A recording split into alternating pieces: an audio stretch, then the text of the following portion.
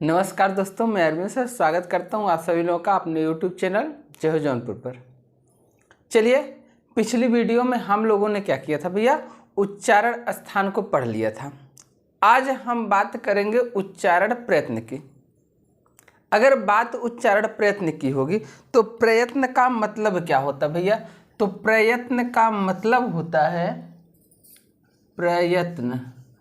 प्रयत्न का अर्थ होता है भैया प्रयास, यानी किसी भी वर्ड को बोलने में हम कितना प्रयास कर रहे हैं ना। जो प्रयास करते भैया उसी को क्या कहा जाता है? उस वर्ड का उच्चारण प्रयत्न कहा जाता है। अच्छा, ध्यान दीजिएगा, अगर बात करेगा प्रयत्न के कितने भेद होते हैं तो प्रयत्न के दो भेद होते हैं भैया। एक होता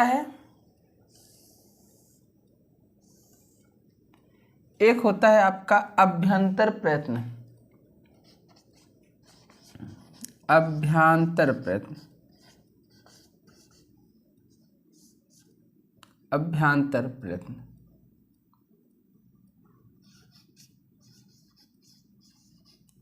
और दूसरा होता भैया बाह्य प्रयत्न।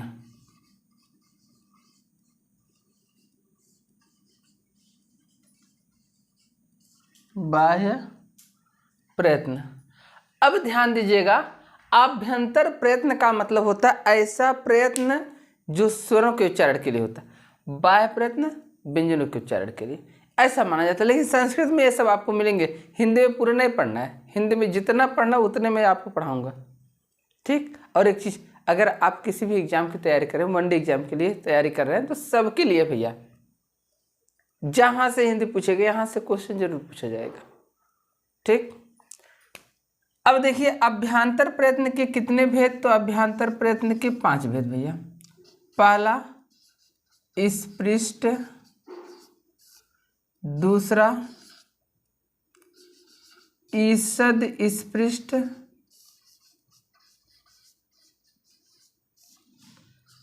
तीसरा भैया विवृत,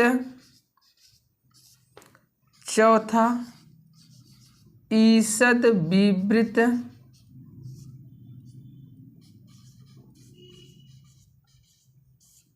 और 5वां भैया संवृत, ठीक। और अगर बात करेंगे बाह्य प्रयत्न की, तो बाह्य प्रयत्न के भैया 11 भेद होते हैं। कितने भेद होते हैं? 11 भेद होते हैं। और 11 भेद इसमें कौन कौन से होते हैं? तो पहला होता भैया विवार, दूसरा संवार, तीसरा श्वास, चौथा भैया नाद, ठीक। 5वां अघोष,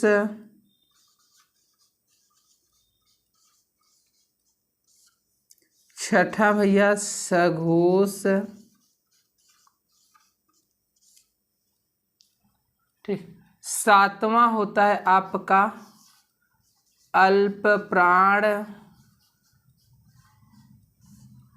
8वां भैया आपका महाप्राण, 9वां है आपका उदात्त, 10वां है आपका अनुदात्त, और 11वां आपका है स्वरित। स्वरित एक कितने हो गए भैया? 11 हो गए। ध्यान दीजिएगा, अगर आपसे पूछेगा अभ्यंतर प्रयत्न कितने होते हैं, तो अभ्यंतर प्रयत्न 5 होते हैं, और बाह्य प्रयत्न कितने हो? तो बाह्य प्रयत्न 11 होते हैं।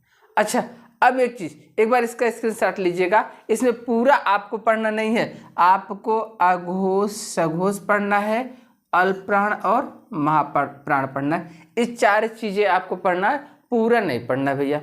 तो एक बार आप स्क्रीनशॉट लीजिएगा फटाफट, और हम तुरंत बिना समय लिए हुए आगे बढ़ते हैं। चलिए भैया, देखिए, समय बहुत बहुमूल्य, अमूल्य क्या कहा जाए, बहुमूल्य कहा जा सकता है, ठीक। और इन सब चीज़ों, समय को बचाकर ही चलना चाहिए। अच्छा, ध्यान दीजिएगा, मैंने प्रयत्न की बात की है, छोड़िए उसको चीज़ों को। प्रयत्न की, प्रयत्न का मतलब प्रयास। अब हमको क्या पढ़ना भैया, अल्पप्राण, महाप्राण, अघोष और सघोष। तो 4 चीजें पढ़ना है। तो चारों चीजों को हम एक तरफ से देखते चलते हैं। देखिए, अघोष की बात अगर करेगा, सघोष, अल्पप्राण और महाप्राण।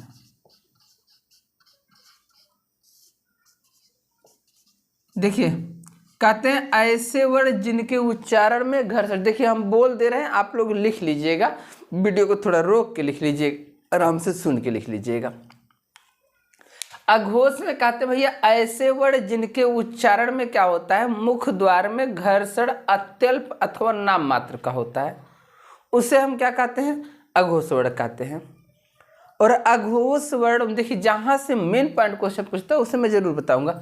अघोष वर्ड में समस्त वर्ग का, अघोष वर्ड में समस्त वर्ग का पहला और दूसरा वर्ड एवं ऊष्म के स और स वर्ड आते हैं। इनकी कुल संख्या कितनी होती है, तो ध्यान दीजिएगा भैया, इनकी कुल संख्या होती है 13। और सघोष वर्ड में ऐसे वर्ड जिनके उच्चारण में मुख द्वार में घर्षण ज्यादा होता है उसे हम सघोष वर्ड कहते हैं। ठीक। और सघोष वर्ड में भैया समस्त वर्ग का तीसरा, चौथा और पांचवा वर्ड आता है। अंतस्थ एवं ऊष्म का ह वर्ड आता है। इनकी कुल संख्या कितनी होती है, तो ध्यान दीजिएगा, इनकी कुल संख्या भैया 20 होती है। इनकी कुल संख्या 20 होती है। अच्छा, अगर अल्पप्राण की बात करें कि ऐसे वर्ड जिनके उच्चारण में मुख से श्वास की मात्रा अत्यल्प अथवा नाम मात्र की निकलती है उसे हम क्या कहते हैं, अल्पप्राण। अल्प माने थोड़ा, प्राण माने श्वास। कुछ नहीं करना है, आप इस हाथ को भैया सामने रखिएगा, इस हाथ को, और यहां पर बोलिएगा क में आपकी श्वास नहीं लड़ेगी, लेकिन जैसे आप बोलेंगे ख तो आपकी श्वास लड़ जाएगी। तो जिन वर्डों में श्वास लड़े वो आपके महाप्राण होंगे, जिनमें श्वास न लड़े वो अल्पप्राण होंगे। सीधी सी बात जानिएगा। ठीक। तो चलिए भैया, अल्पप्राण में समस्त वर्ग का पहला, तीसरा और पांचवा वर्ड एवं अंतस्थ वर्ड आते हैं। इनकी कुल संख्या भैया 19 होती है।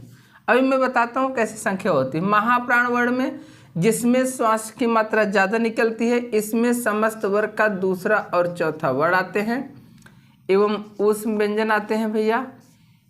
इनकी कुल संख्या भैया 14 होती है। अच्छा, अब बचता है स्वर।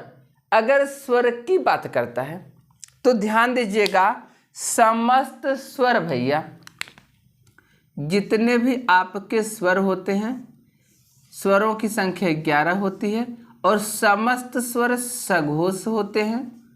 ध्यान दीजिएगा, समस्त स्वर क्या होते हैं, सघोष होते हैं। और सघोष के साथ साथ ये क्या होते हैं भैया, अल्प प्राण होते हैं। समस्त स्वर सघोष और अल्प प्राण होते हैं। एक चीज और ध्यान दीजिएगा भैया, कहते हैं, ये पॉइंट आप ध्यान दीजिएगा, कहते हैं 2 महाप्राण वर्णों का उच्चारण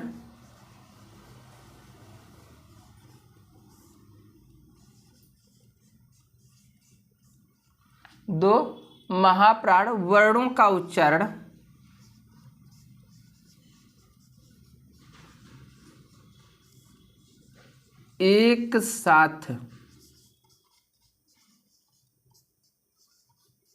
नहीं किया जा सकता।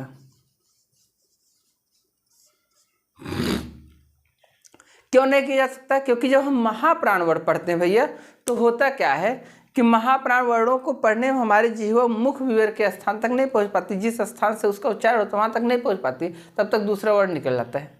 इसलिए एक सांस में 2 महाप्राण वर्ड नहीं पढ़े जाते हैं। ठीक, चलिए अच्छा, इसमें आता कौन कौन सा है तो ध्यान दीजिएगा, पहला और दूसरा आएगा इसमें, यानी क च ट त प, ख छ ठ छ ठ थ और फ, एवं ऊष्म के स, यानी अंतस्थ तो आएगा ही आएगा, ऊष्म के कौन आएंगे भैया, स और स, ये आपके क्या हो गए भैया, अल्प प्राण। अब ध्यान दीजिएगा भैया, अगर महाप्राण की बात, सॉरी अघोष की बात कर रहा है, सघोष की बात करेगा तो भाई तीसरा चौथा पांचवा है, ग ज ड द और ब, घ झ ढ ध भ, ङ ञ ड़ न और म, ये आएंगे भैया। तो ध्यान दीजिएगा, और इसका ऊष्म का ह आएगा, साथ साथ अंतस्थ भी आ जाएंगे, य र ल व। अब इसको पढ़ेंगे कैसे भैया, यानी हम इतना केवल पढ़ेंगे, ध्यान दीजिएगा, इतना केवल पढ़ेंगे, क ख च छ ट ठ त थ प फ स स। एक बार फिर से पढ़ के देख लीजिएगा, क ख च छ ट ठ त थ प फ स। ये आपके क्या हो गए, अघोष हो गए। जब सघोष की बात कर रहा है तो जितना बच रहा है भैया, देखिए लॉकडाउन के इधर वाला, ठीक, जितना बच रहा है वो क्या होगा भाई, ग घ ङ ज झ ञ ड ढ ड़ द ध न ब भ म। मेरे साथ आप पढ़िएगा, ग घ ङ ज झ ञ ड ढ ड़ द ध न ब भ म य र ल व ह। ये क्या हो गया भैया, आपका सघोष हो गया। जब अल्प प्राण की बात करेगा तो ध्यान दीजिएगा, आपको क ग ङ एक एक छोड़ के पढ़ना है, ठीक, और अंतस्थ को पूरा पढ़ लेना है, ठीक, फिर ऊष्म को पूरा सघोष महाप्राण में पढ़ लेना है। अब देखिए भैया, अगर अल्प प्राण की बात करेगा तो आप पढ़ेंगे भैया क ग ङ, देखिए इधर से ध्यान दीजिएगा, क ग ङ च ज ञ ट ड ड़ त द न प ब म य र ल व, ठीक। फिर से देख लीजिएगा, क ग ङ च ज ञ ट ड ड़ त द न प ब म य र ल व। बस अगर महाप्राण की बात करेगा पढ़ने के लिए तो आप एक साथ में पढ़ सकते हैं, ख घ छ झ ठ ढ थ ध फ भ स स ह, पढ़ने के लिए पढ़ सकते हैं। लेकिन कह क्या रहा है, दो महाप्राण वर्णों का उच्चारण एक साथ नहीं किया जा सकता है। तो इन सब चीज़ों का आप विशेष ध्यान रखेंगे। और मेरे समझ में जहाँ तक आ रहा है कि वीडियो आपको अच्छी लग रही होगी, और ज़रूर वीडियो को लाइक करिएगा, शेयर करिएगा भैया। मैं रोज़ कहता हूँ कि वीडियो को ज़्यादा से ज़्यादा आप फैलाने की कोशिश करिएगा। बाकी सभी लोगों को ढेर सारी शुभकामनाएं और बधाइयाँ, दिल से धन्यवाद। और सबका कमेंट में देखता हूँ तो ये बड़ा वाला दिल सबको दे देता हूँ।